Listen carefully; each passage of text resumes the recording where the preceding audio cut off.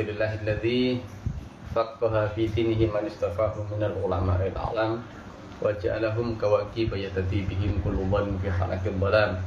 Asyhadu an la ilaha illallah wahdahu la syarikalah al-malikul alam wa asyhadu anna muhammadan abduhu wa rasuluhu mab'utsur rahmatan lil anam. Subhanaka la ilma lana illa ma 'allamtana innaka antal alimul hakim. Fa ya rabbi shrah li sadri wa yassir li amri wa hlul 'uqdatam min lisani yafqahu qawli wa saddid lisani wa hdi qalbi bihaqqi sayyidina Muhammad. Allahumma shalli ala sayyidina Muhammadin salatan takunu lisani fasiha wa qiraati wadiha wa kalami masmu'a wa mafhuma wa ala alihi wa sahbihi wa sallim amma ba'du. Ikhwani sahabat dakwah yang dirahmati Allah Subhanahu wa taala. Ini untuk melanjutkan ya pembacaan kitab Bidayatul Hidayah. Setelah mungkin beberapa hari kemarin kita libur baca karena ada keperluan di Lamongan beberapa hari sampai 11 hari di sana sehingga bisa mengaji kitab Bidayatul Hidayah yang pada saat ini masuk di pembahasan tentang faslun fi adabil istaiqadhi minan naum, yaitu adab atau tata cara ketika bangun dari tidur. Beberapa waktu yang lalu kita alhamdulillah telah menghatamkan kitab Dalilul Talibin, ya, ini kitabnya Dalilul Talibin yang ditulis oleh salah satu dari guru mulia kami, Al-Ustaz Sayyid Alawi bin Ali Al-Habsi, pengasuh pondok pesantren Riyadul Jannah Solo. Nah, kita masuk di kitab selanjutnya yaitu kitab tentang Bidayatul Hidayah. Cuma sebelum melanjutkan baca kitab ini ya tadi ada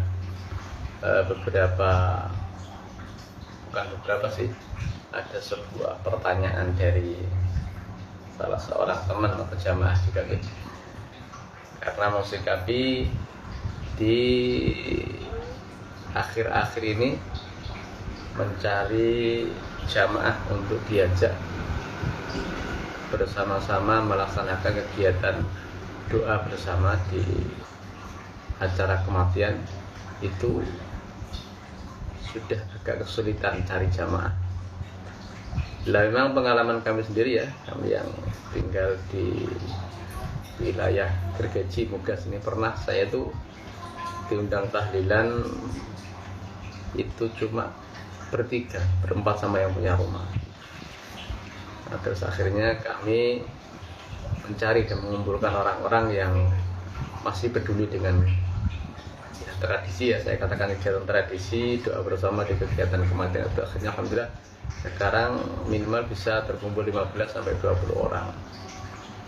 Nah, tadi pertanyaannya agak ya, sebenarnya pertanyaan sudah sering diajukan di media-media dakwahnya para ulama dan para tokoh yang cendekiawan, yang pakar. Memang tidak ada salahnya kita kembali mengulas atau mengulangi ya, apa yang disampaikan oleh para ulama, para guru-guru kami. Pertanyaan seperti ini ya. Sebenarnya bagaimana sistem legitimasi secara syariat ya Pak, kegiatan doa bersama di acara kematian itu, dan pertanyaan seperti itu. Sebenarnya sudah banyak ya jawaban dari para kiai, para ulama-ulama kita, bahkan dari mulai yang ulama yang notabene sudah pakar ya memberikan jawaban ini. Ini temanya sementara menjawab dari pertanyaan teman tadi tentang karena susahnya mencari jamaah atau teman untuk diajak ngaji di acara kematian. Sebenarnya mau baca kitab Bidayatul Hidayah, melanjutkan bacaan kitab Bidayatul Hidayah, cuma karena tadi ada pertanyaan ya, Mas Jumlo ya. Jadi mungkin kita mengulas sebentar tentang pertanyaan tadi itu. Begini kan yang dirahmati Allah Subhanahu wa taala ya Tuhan.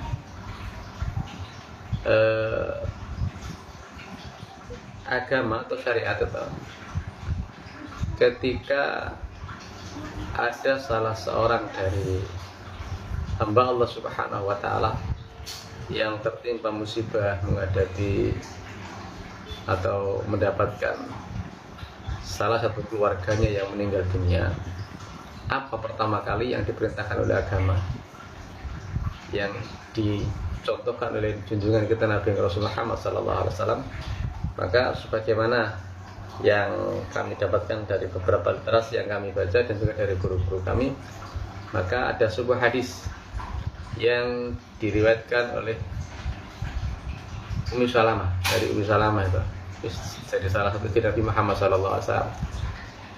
Redaksinya kalau tidak salah, an Ummi Salamah radhiyallahu anha, qala Nabi SAW, ma min abdi tusibuhu musibah fa yaqulu inna lillahi wa inna ilaihi raji'un, Allahumma ajurni fi musibah wa akhlif li khairan minha. Ini juga pertama kali yang dianjurkan oleh syariat atau oleh agama ketika salah seorang dari hambanya Allah Subhanahu wa taala menerima musibah, mendapatkan musibah berupa kematian, maka pertama kali kata Rasulullah, tidaklah salah seorang dari hamba, ma min abdi, tidaklah salah seorang dari hamba tusibuhu musibah, yang mendapatkan suatu musibah yang berupa kematian, maka fayaqulu, maka hendaklah mengucapkan inna lillahi wa inna ilaihi raji'un. Itu yang pertama. Ketika mendapat musibah, kita sandarkan semua musibah itu bahwasanya hakikatnya semua berasal dari Allah Subhanahu wa taala dan akan kembali kepada Allah Subhanahu wa taala. Kemudian dilanjutkan dengan berdoa, Allah ma'jurni fi musibah wa akhlif li khairan minha. Kemudian, ya Allah, berikanlah aku pahala dari musibah ini, wa akhlif li khairan minha, dan berilah pengganti yang lebih baik dari musibah yang kau berikan kepadaku. Itu yang pertama. Jadi ketika seorang hamba mendapati suatu musibah yang berupa kematian, dan apapun musibah itu, apapun musibahnya, maka sandarkan, kembalikan semuanya kepada Allah, inna lillahi wa inna ilaihi raji'un. Nah, ini khusus membahas tentang kematian. Sebagian pertanyaan dari salah seorang teman atau jamaah tadi, ketika mendapat musibah, maka perintah agama yang bukan perintah, bukan kewajiban, anjuran agama yang pertama adalah menyadarkan semuanya bahwasanya berasal dari Allah dan akan kembali kepada Allah Subhanahu wa taala, dan mohon kepada Allah untuk diberikan pahala dari musibah yang diterima itu, dan kemudian diberikan pengganti yang lebih baik, lebih mulia dari musibah yang diberikan oleh Allah Subhanahu wa taala. Kemudian yang kedua adalah mentajizkan mayit gitu.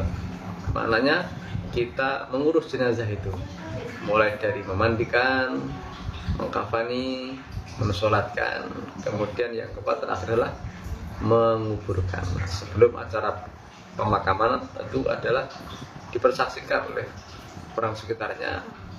Yang pertama adalah bahwa yang meninggal itu adalah orang Islam atau orang baik. Yang kedua, kalau ada urusan hutang piutang hak adami, maka harus ada yang mengambil alih dari pihak waris ke keluarganya, berhubungan dengan keluarganya itu. Kemudian baru dimakamkan. Sudah selesai. Itu kewajiban dari seorang muslim, ketika mendapati kematian. Kewajiban keluarga ketika mendapati keluarga yang meninggal, kita mentasyikan, memandikan, mengkafani, mensolatkan, dan memakamkan. Sudah selesai.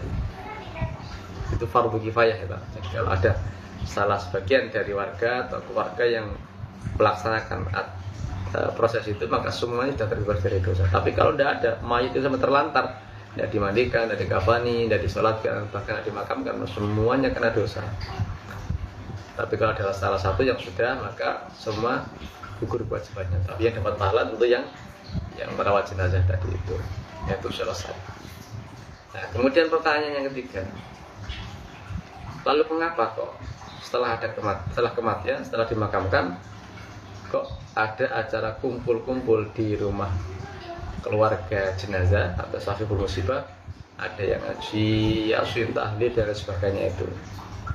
Adakah itu dilakukan di masa Rasulullah? Ini yang biasanya jadi polemik gitu di kalangan masyarakat, baik masyarakat awam, bahkan sampai di masyarakat yang khas, yang berilmu. Sampai sekarang masih berpendapat ini kan dirahmati Allah, perkara kegiatan itu memang harus didudukan pada porsinya yang tepat, gitu. Supaya masyarakat itu betul-betul mendapatkan pencerahan dan tahu bagaimana tata cara mengadakan sebuah rangkaian kegiatan setelah kematian itu yang tidak menyalahi syariat. Nah begini ya, ketika mayit itu sudah dimakamkan ya, maka ada satu hadis Nabi Muhammad SAW ya, idza mata bani adam in qata amaluhu illa salasin. Ketika mati atau wafat daripada anak Adam itu maka terputus semua perbuatannya, semua amalnya, kecuali ada 3 perkara yang tidak terputus, yang bisa dia rasakan, bisa dia nikmati sama seperti dia hidup. Apa yang pertama? Sedekah jariyah, yaitu sedekah jariyah yang pernah dia lakukan ketika masa hidupnya. Nah, selagi fasilitas yang dia bangun, gitu, yang dia buat selama masa hidupnya itu masih bisa dimanfaatkan orang, maka dia terus mengalir pahala kepadanya, tidak putus-putus. Yang kedua, al ilman nafi'an yantafa'u, ilmu yang bermanfaat, mengajarkan ilmu pengetahuan, ilmu agama, ya, kemudian ilmu itu terus bersambung, terus diamalkan terus oleh orang, diajari sampai terus berterus, maka ini akan terus dapat kiriman pahala, mengalir terus. Yang ketiga, awalatan salih hayatulah, atau anak yang soleh yang mau mendoakannya. Nah itu anak yang soleh ya mau mendoakannya. Berarti maknanya ketika selesai pemakaman, maka masih ada kegiatan-kegiatan yang masih boleh dilaksanakan sebagai sarana hormat atau membantu atau menolong orang yang sudah meninggal dunia tadi, apa? Yaitu mendoakannya, orang yang meninggal dunia. Lah apakah mendoakannya terbatas hanya untuk anaknya saja? Tentu saja tidak. Sebagaimana ada sebuah hadis yang Allah, hadis ini derajatnya apa? Sahih, hasan atau dhaif, Allah alam. Tetapi hadis ini Al-Fakir dapatkan dari guru-guru kami, dari pengajar-pengajar kami. Dan juga Al-Fakir juga pernah baca di salah satu kitab, kalau tidak salah kitab tanya jawab punyanya Kiai Haji Syafi'i Azami, Tawdihul Adillah itu.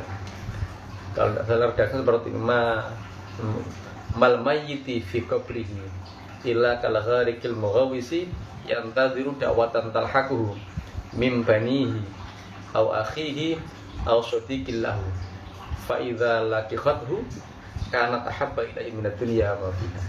Itu redaksi seperti itu. Tidaklah seorang mayit fi qabri, dalam kuburnya, illa kal gharikil mughawisi, itu kecuali dia seperti orang yang hanyut atau tenggelam. Yang tadiru dakwatan talhaku, maknanya dia menanti pertolongan, bantuan, doa yang sampai kepadanya. Ada orang yang hanyut, maka dia butuh uluran tangan untuk menarik tangan yang orang yang hanyut tadi itu. Tapi karena orang meninggal dunia cuma diibaratkan sebagai orang yang hanyut, maka dia ini menanti doa yang sampai kepadanya. Dari siapa doa dinantikan? Yang pertama itu mimbanihi, dari anak-anaknya, keturunannya, au akhihi, dan dari saudara-saudaranya, saudara dekatnya, au mimbanihi, au akhi, au sadiqillah, dan juga dari teman kerabatnya, anak, saudara, dan dari teman kerabatnya, tetangga, teman kenalannya, itu masih bisa sampai dan masih dibutuhkan. Fa idza laqiqathu kana tahabba ilaihi minad dunya ma fiha.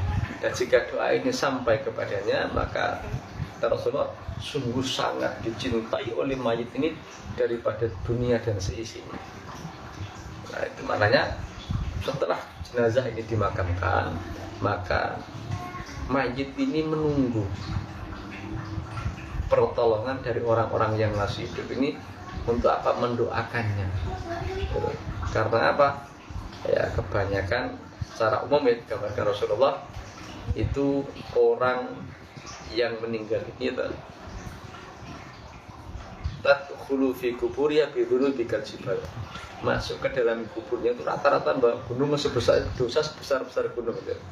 Jadi mohon bantuan doa dari orang-orang yang masih hidup ini.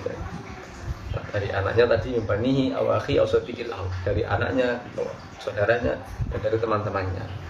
Sehingga ketika doa ini sampai kepadanya, maka dia sangat gembira, sangat senang.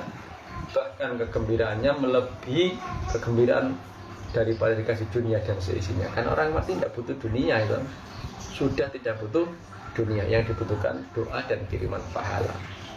Nah, berarti mendoakan orang yang meninggal dunia itu tidak hanya sebatas dilaksanakan oleh anak yang soleh saja, bisa didoakan saudaranya dan juga bisa didoakan oleh teman-temannya. Maknanya mendoakan orang yang meninggal dunia adalah merupakan satu ajaran syariat. Nah, ini harus dikelirkan dulu, harus setuju. Mendoakan orang yang meninggal dunia adalah merupakan ajaran syariat. Dan banyak hadis yang mendukung ini, mendoakan orang yang meninggal dunia itu merupakan ajaran syariat. Banyak sekali hadis yang mendukungnya. Berarti intinya kita semua sepakat bahwasanya mendoakan orang yang meninggal dunia adalah merupakan ajaran syariat. Clear ya, satu. Kemudian yang kedua, masih pembahasan tentang kenapa kok kumpul-kumpul di rumah setelah kematian. Ini ada satu riwayat juga, kalau tidak saya dari Imam Muslim itu. Sahabat datang ke Rasulullah, ya Rasulullah, ini ummi uftulitat nafsuha wa auraha law takallamat tasaddaqat. Fahallaha min ajrin ya Rasulullah in tasaddaqta anha. Maka qala na'am. Ya Rasulullah, ibuku meninggal dengan tiba-tiba itu. Dan sempat berwasiat, seandainya ibuku sempat berkata-kata berwasiat, mungkin ibuku ingin bersedekah. Faidah takalamat tasodakat. Seandainya ibuku sempat berkalam-kalam berwasiat, mungkin ibuku bersedekah. Nah, sebagainya Rasulullah, fahallaha min ajrun in tasoddaqta anha. Apakah dapat pahalanya ya Rasulullah jika aku bersedekah untuknya? Maka qala Nabi sallallahu alaihi wasallam, "Na'am."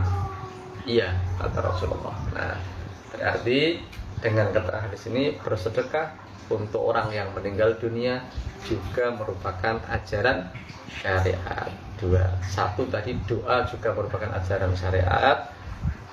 Satu itu, yang kedua sedekah juga ajaran syariat. Sekarang apa hubungannya dengan orang-orang yang berkumpul di antara kematian? Nah ini, maka kita gali. Kenapa mereka berkumpul di situ?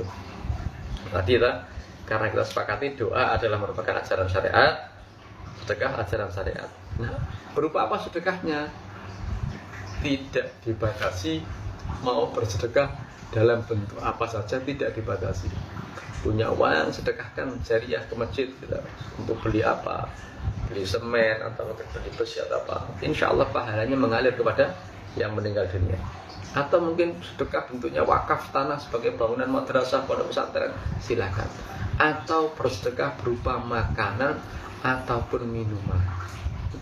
Yang diniatkan untuk sedekah, insya Allah pahalanya sebagaimana keterangan hadis tadi, pahalanya akan sampai kepada orang yang meninggal dunia.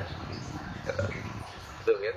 Jadi pahala sedekah tidak dibatasi berupa apa. Bisa bentuk makanan, bisa bentuk minuman, bisa pakaian. Yang penting niatnya sedekah dan pahalanya diniatkan untuk orang yang meninggal dunia. Nah, sebagaimana tadi keterangan hadis, kata Rasulullah, ya sampai dan dapat pahalanya. Itu clear, mendoakan dan bersedekah untuk orang yang meninggal dunia adalah merupakan ajaran syariat. Kemudian masih tentang kumpul di Masahibul Musibah dari kasar kematian, bagaimanakah hukumnya ketika kumpul itu dibacakan Al-Quranul Karim, dibacakan zikir-zikir, tahlil, tasbih, tahmid, istighfar, salat dan sebagainya? Apakah itu ada legitimasi dari agama? Kan Rasul tidak pernah melaksanakan seperti itu. Nah, ini pertanyaan seperti itu. Nah, kalau untuk urusan seperti ini, untuk ini memang di kalangan ulama ada perbedaan pendapat. Sampai sekarang pun masih jadi ranah khilafiyah. Ada yang mengatakan itu pahalanya sampai, ada yang mengatakan itu boleh dilaksanakan dan merupakan suatu amalan yang baik sehingga dikatakan sebuah perkara yang bid'ah hasanah, itu sesuatu yang tidak dicontohkan Rasulullah tapi baik dan sangat layak diamalkan. Tapi ada yang menentangnya. Sampai sekarang ada yang menentangnya, mengatakan kalau perbuatan itu adalah merupakan perbuatan bid'ah yang dolalah, bid'ah yang sesat dan diadakan yang tidak ada contohnya dari Rasulullah. Jadi kita harus jujur bahwasanya perkara ngaji di acara kematian itu merupakan khilafiyah. Tentu yang tidak setuju mempunyai argumentasi dalil, yang setuju juga punya argumentasi dalil. Nah, sekarang kita urai ya Pak. Kita urai dari yang setuju. Manakah jadi patokan yang dibedakan kok kita baca Al-Quran, baca zikir, sholawat dan doa bersama di acara kematian itu? Kalian yang dirahmati Allah. Kata. Berangkat dari baca Al-Quranul Karim, siapapun pasti tidak akan menyangkal akan keutamaan dan kemuliaan membaca Al-Quranul Karim. Yang jadi masalah adalah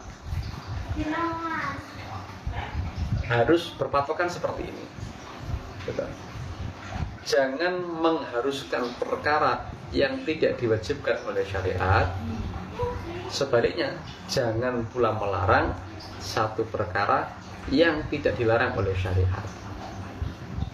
Bagaimana kita bisa menimbangnya? Maka ketika suatu amaliyah yang tidak ada perintah dan tidak ada larangan, maka harus ditimbang dengan neraca hukum yang 5. Apakah perbuatan itu masuk kategori yang wajib, kategori yang sunnah, kategori yang makruh, kategori yang mubah, atau kategori yang haram. Harus ditimbang dengan 5 neraca hukum itu. Nanti akan ketahuan. Yang penting intinya itu kaidahnya, jangan mengkhususkan perkara-perkara yang tidak dikhususkan oleh agama, atau bahasa gampangnya jangan mewajibkan atau mengharuskan perkara-perkara yang tidak diharuskan oleh agama. Begitu pula jangan melarang perkara-perkara yang tidak dilarang oleh agama, atau mengharamkan perkara-perkara yang tidak diharamkan oleh agama. Maka itu harus ditimbang dengan raja hukum tadi itu.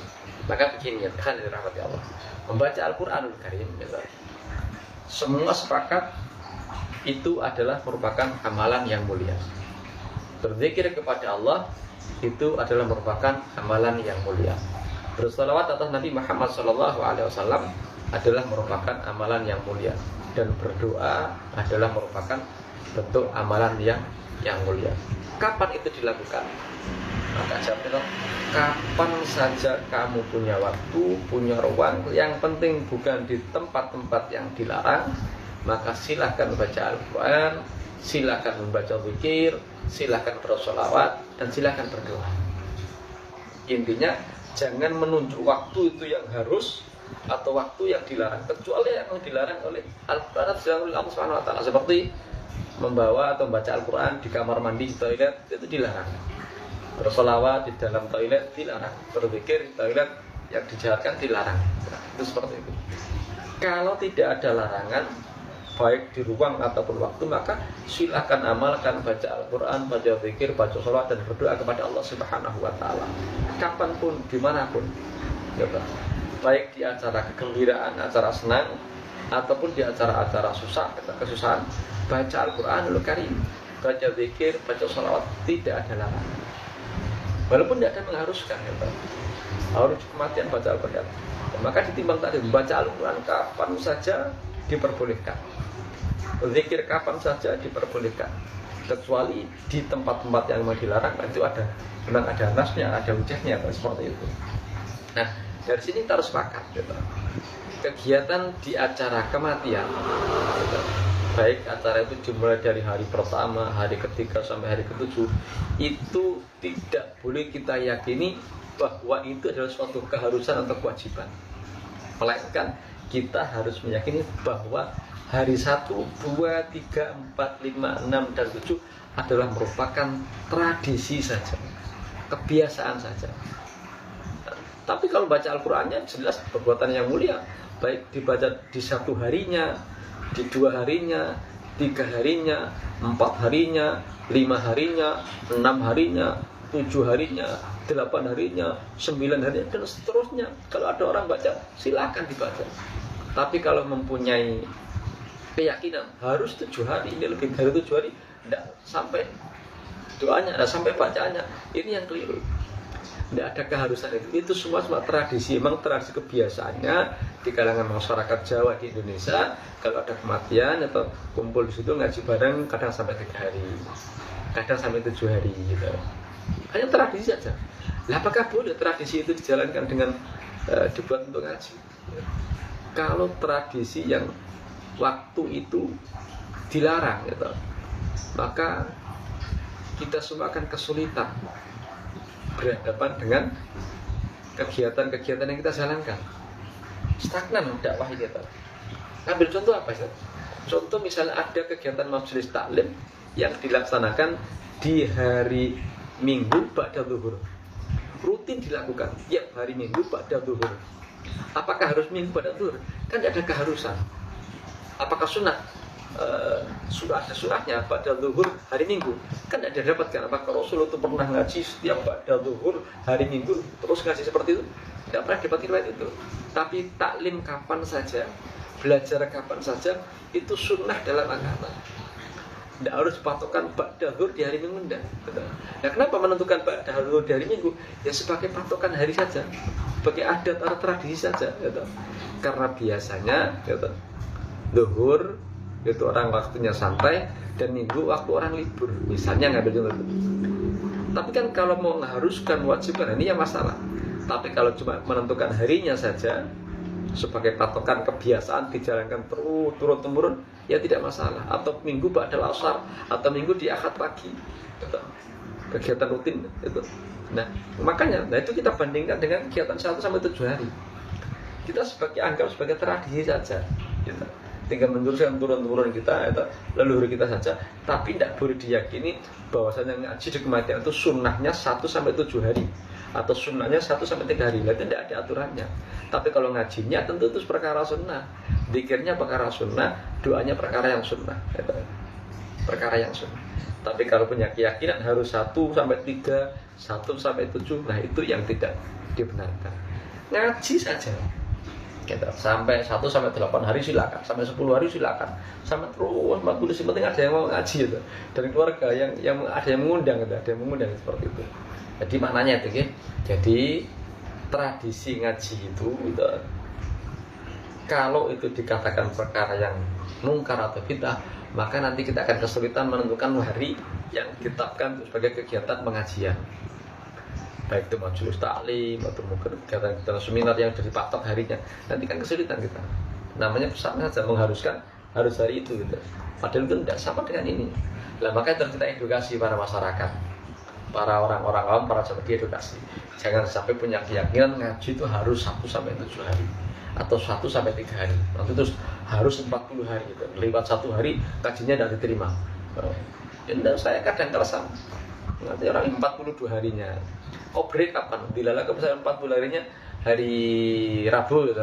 Terus malam Jumat sekalian atau pada malam Jumat terus dibuat peringatan 40 hari tapi ngambilnya malam Jumat gitu.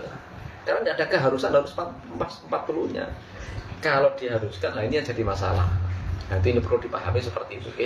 Jadi penentuan hari-harinya itu adalah merupakan tradisi atau adat istiadat yang sudah diwariskan turun-temurun. Itu seperti itu. Jadi clear ya.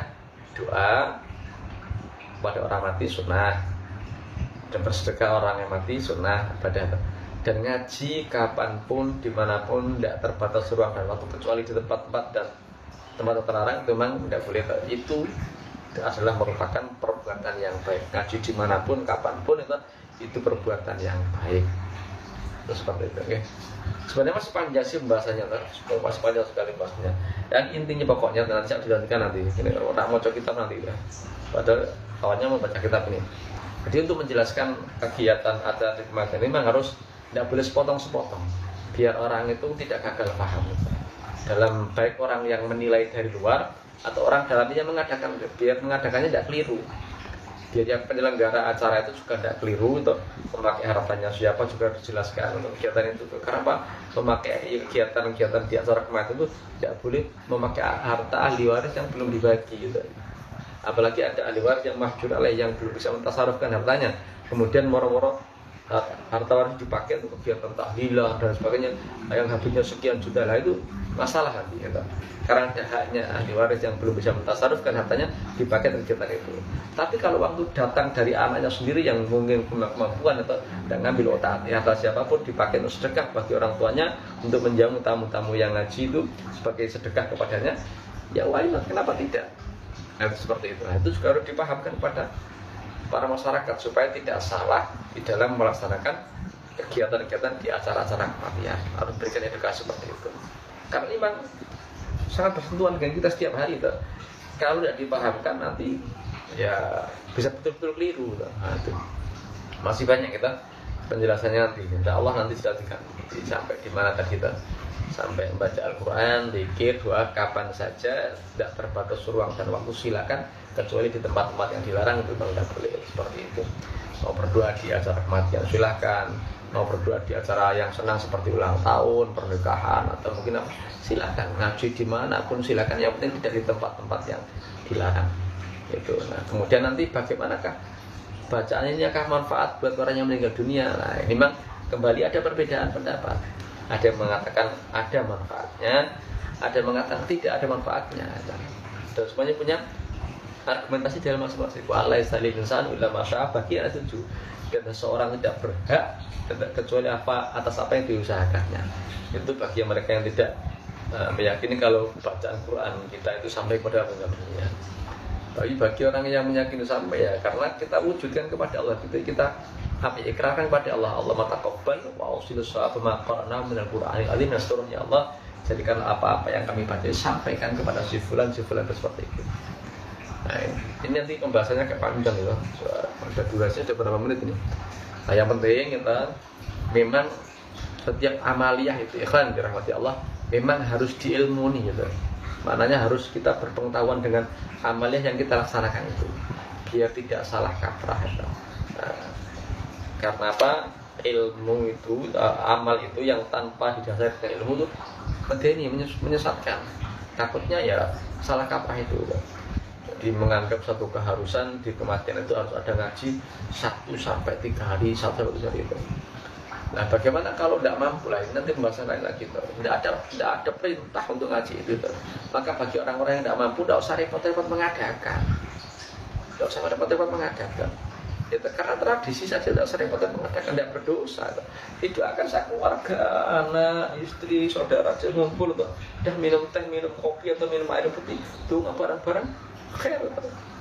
Kalau tidak ada, tapi karena gengsi dan lain sebagainya, ini yang bahaya. Ya.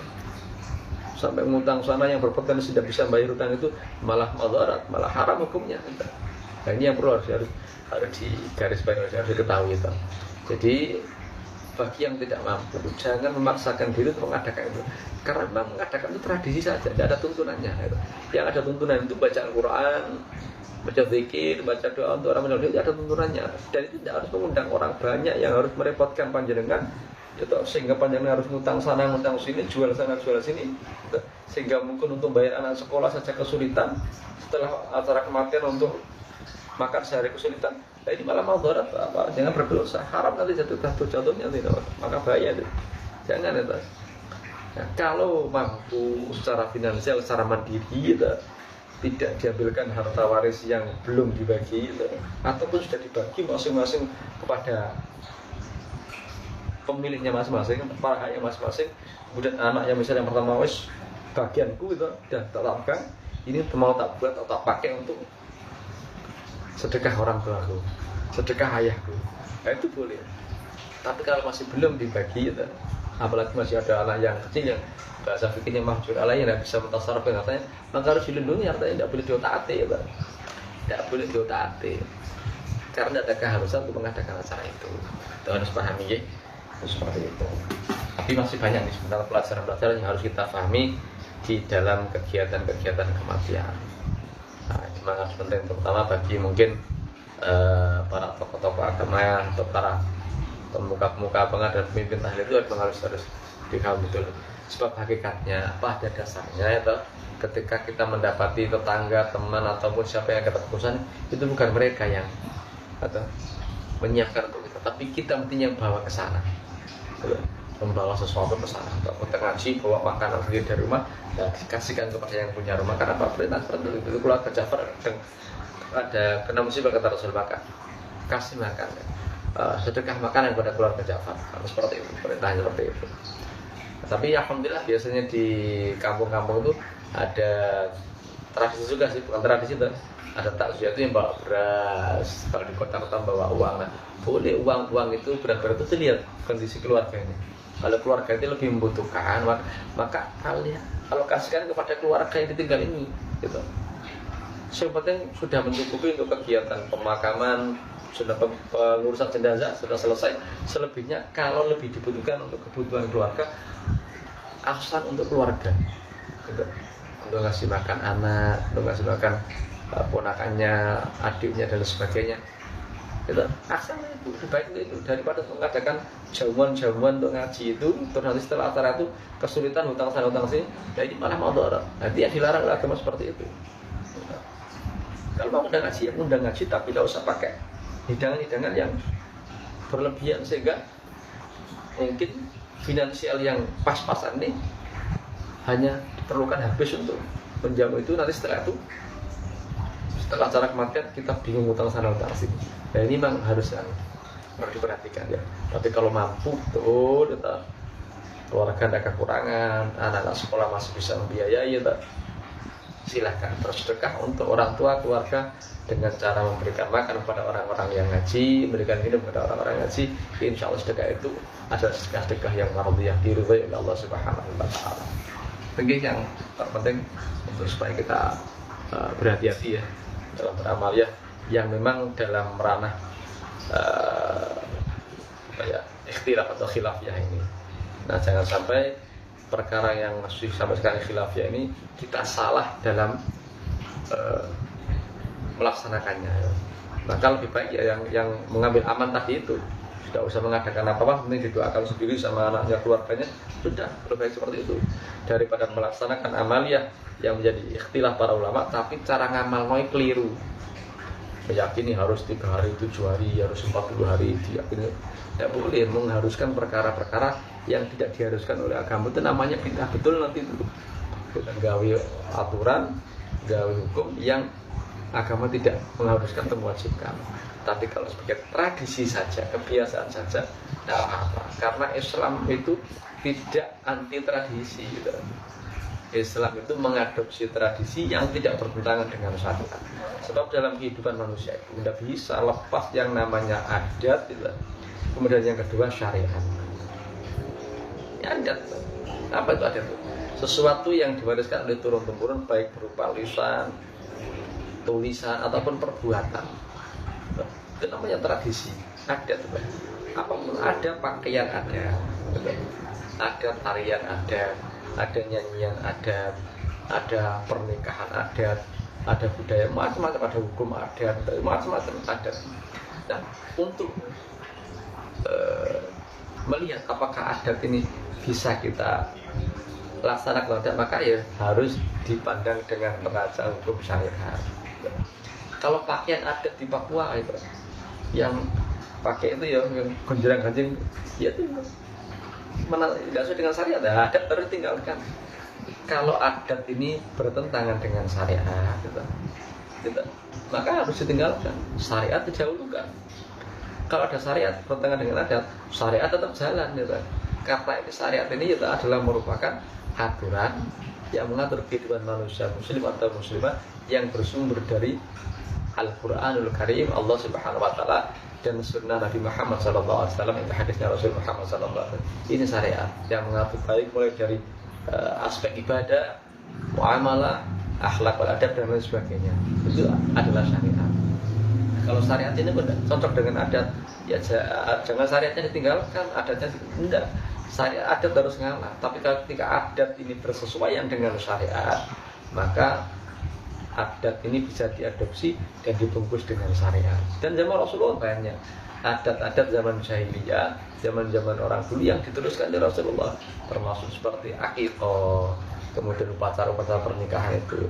Cuma diluruskan oleh Rasulullah, diperbaiki, dimodifikasi sehingga jadi aturan syariat. Sama dengan tahlilan 1-3 hari. Mungkin dulu adat itu mungkin turun-temurun, adatnya enggak seperti ini ya. Adatnya diadopsi, diambil 1, 3, 7, 40 tetap dipakai adatnya, tapi dimodifikasi dengan pembacaan Al-Quran, pembacaan zikir, pembacaan sholawat dan doa. Nah itu boleh. Rasulullah mencontohkan akikah dan juga ada upacara pernikahan di zaman jahiliyah, kemudian diadopsi oleh Rasulullah, kemudian dimodifikasi menjadi sebuah kegiatan syariat yang sampai sekarang dirasakan oleh umatnya Nabi Muhammad SAW. Dan itu tidak bisa dilepas, adat dan syariat bisa berjalan bareng, diadopsi, nanti akan jadi amalia syariat. Tapi kalau adatnya bertentangan, itu ditinggal dan yang dipakai adalah syariatnya. Itu yang mungkin kurang lebih ya. Untuk malam ini insya Allah pembahasannya itu aja, terlalu panjang live-nya dia. Terima kasih kepada semuanya yang sudah bergabung kita, dan juga memberikan like-nya. Terima kasih ya. Mohon maaf kalau ada salah-salah kata dan bisa dikoreksi, barangkali ada mungkin ungkapan yang terselubung atau mungkin ungkapan yang salah ya, bisa dikoreksi, mungkin nanti bisa lewat pesan di TikTok bisa, atau mungkin di WA saya bisa, atau ada yang salah monggo bisa dikoreksi ya. Sudah aja hampir jam 10 ya.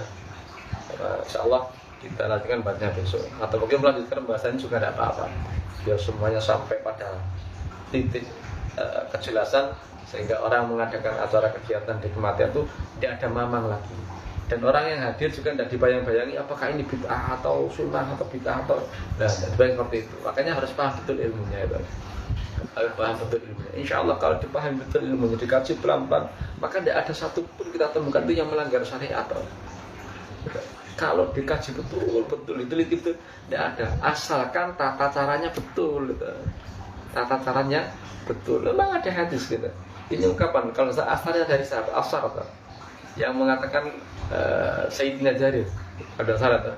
Iya Jarir pernah meriwayatkan seperti ini. Kunna na'udul ijtima' ilal ahlil mayyiti wa sal'imu ta'am ba'dan dafnihi minan niyahati. Ini Jarir gitu, bukan dari Rasulullah. Ini asal gitu. Jarir mengatakan, menurut anggapan kami kata Jarir, na'udul ijtima', duduk berkumpul ilal ahlil mayyiti, di keluarga orang yang meninggal dunia, wa sal'imu ta'am ba'dan dafnihi, kemudian disuguhkan makanan setelah pemakamannya minan niyahah, itu bagian dari meratap gitu. Karena memberatkan orang yang kena musibah itu, anggapan Jarir seperti itu. Nah ini makanya dilihat konteksnya. Keluarga itu tidak mampu gitu. Keluarga itu susah. Kemudian orang-orang ngumpul di rumah keluarga duka itu, kemudian keluarga repot-repot mengidangkan makanan sampai dia ngutang, atau mungkin sampai dia nanti habis mengidangkan itu dia tidak punya uang untuk bayar sekolah anaknya, kemudian memberi kebutuhan untuk nafkah kepada anaknya. Nah itu memang jelas itu tidak boleh gitu. Lebih diutamakan kepentingan yang pokok. Tetap kumpul silakan, tapi berdoa biasa, tidak usah pakai tidak usah pakai menghidangkan makanan. Justru orang-orang yang mampu yang datang itu bawa makanan kepada orang-orang yang susah itu seperti itu. Nah, itu maka dibutuhkan seperti itu. Jadi makanya mereka berhati-hati seperti itu, monggo gitu. Sehingga tidak mengadakan kegiatan kematian, tapi jangan menjustifikasi orang yang mengadakan kegiatan-kegiatan doa bersama di kematian adalah merupakan perbuatan yang niyahah. Dilihat dari dulu itu sumber uang yang dipakai dari mana, gitu. Mampu tidak keluarga ini, terus niatnya untuk apa? Kalau niatnya untuk sedekah, jelas itu sunnah. Ada tuntunan agama. Karena sedekah lebih dibatasi bentuknya apapun, baik makanan, minuman, silakan bersedekah, dan pahalanya ditujukan kepada orang meninggal dunia. Kemudian berdoa bersama-sama, ya, mendoakan orang meninggal dunia, ada tuntunannya gitu. Ada hadisnya tadi yang saya bacakan. Nah, itu seperti itu gitu. Nah itu mungkin sebagai penutup ya, karena sudah panjang sekali dan juga masih banyak yang kontra-kontra itu pakai dasar apa? Ada dasarnya. Mereka intinya berhati-hati itu betul. Berhati-hati supaya tidak terjerumus dalam perkara-perkara yang salah, itu bagus. Yang tidak bagus itu kalau menjustifikasi amaliyah orang lain yang tidak diteliti dari satu persatu, kemudian buru-buru mengambil kesimpulan itu adalah perbuatan yang bid'ah, dolalah, mungkar, kemudian kududolatin benar lah, itu yang saya jangan seperti itu. Pokoknya senang banget ya orang kancane sama muslim pun berapa jangan. Maka diteliti pelan-pelan dari satu persatu diuraikan. Insya Allah kalau betul-betul caranya benar, ilmunya benar, maka kegiatan itu satu pun tidak ada menyimpang dari syariat. Oke, mohon maaf jika kekurangan. Dengan doa kifaratul majlis, terima kasih buat semuanya sudah bergabung. Mohon maaf tidak bisa menyapa satu persatu ya. Tidak bisa menyapa satu persatu, yang sempat lewat saja monggo, yang bisa menyimak monggo. Insyaallah nanti diunggah di TikTok. Waalaikumsalam. Subhanallahi wa bihamdika asyhadu an la ilaha illa anta astaghfiruka wa atubu ilaik. Wassalamualaikum warahmatullahi wabarakatuh.